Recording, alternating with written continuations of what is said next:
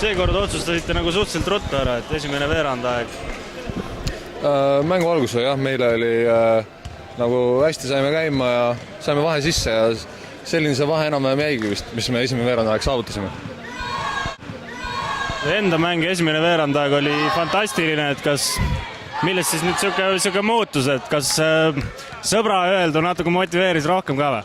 Ei, kõik mängud on erinevad, et mõni mäng tuleb paremini algus välja, et seda ei saa niimoodi, et see mäng ma olen väga motiveeritud, et alguses mängin hästi ja lõpu mängin halvasti, et pingutada tuleb alati ja eks siis tuleb välja ka mõnikord. Tundsite, et Saage nagu platsid puudumine andis teile mingi eelise ka või? Ma ei oskagi öelda, et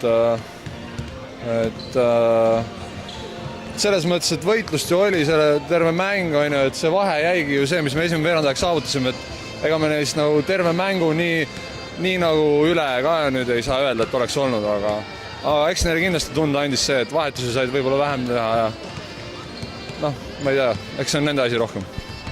No kuidas nüüd tunne on, kas järgmine kord võtate ära?